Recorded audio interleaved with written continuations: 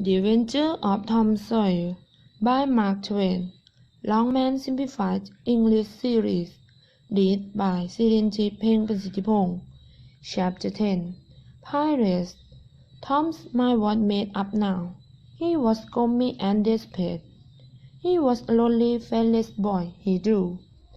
When they found out what they had driven him to, perhaps they would be sorry. Nothing would please them but to get rid of him. Let it be so. And let them blame him for the result. Yes, they had forced him to it at last. He would lead a life of calm. This was no choice.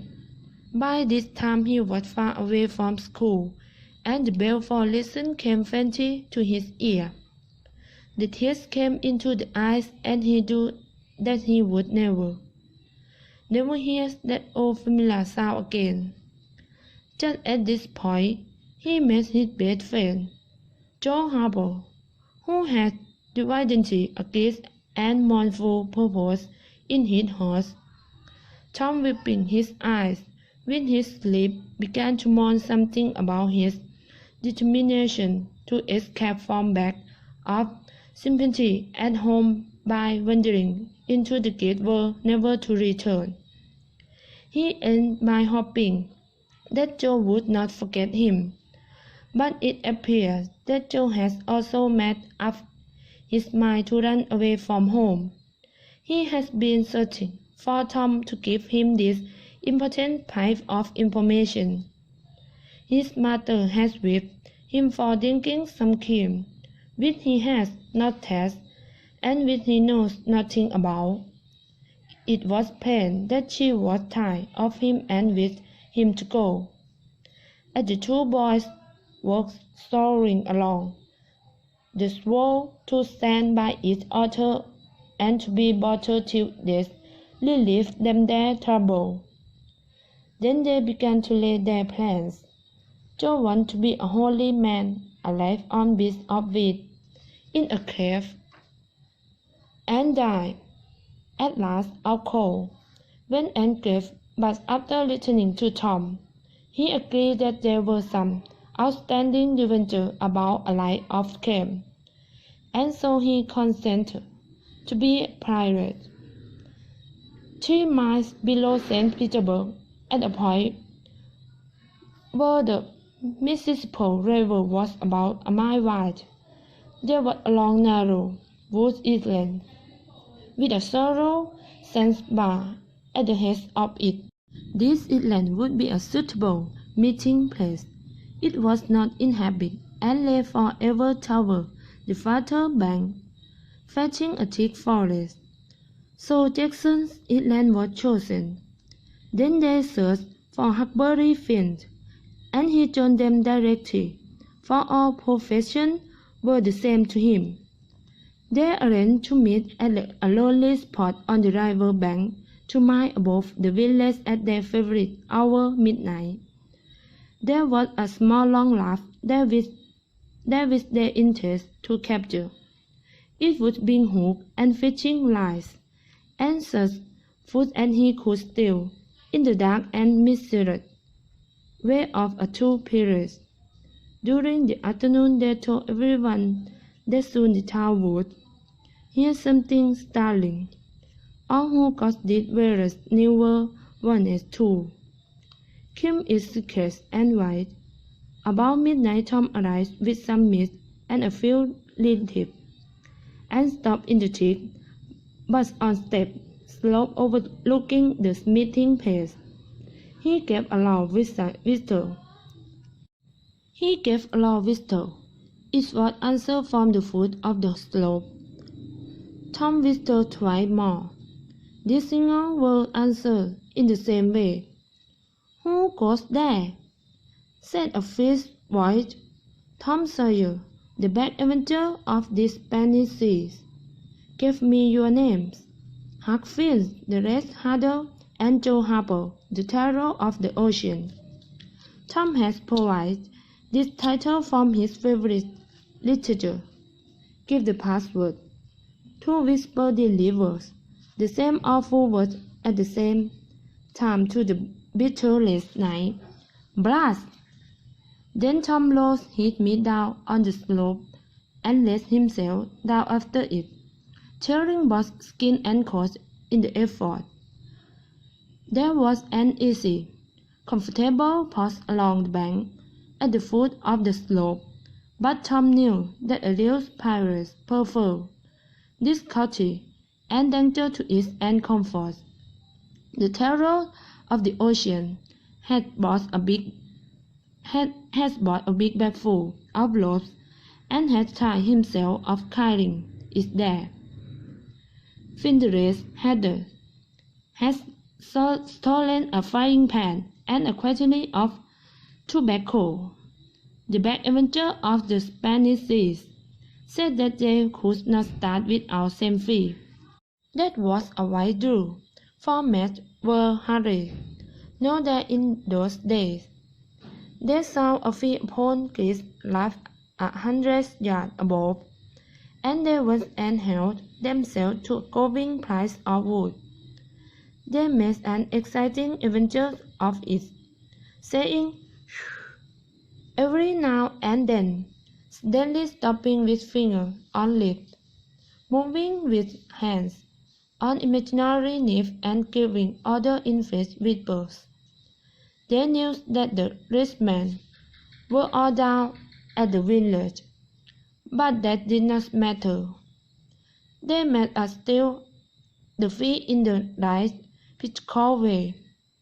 Their pass of peasantry Tom is command, hacked at the after, and George at the forward. Tom, with a gloomy face and folded arms, gave his order in a low, stern whisper. Bring her to wife. Aye, sir. Steady it is, sir. What sail is she carrying? Mainsail, sir. Send the topsail up.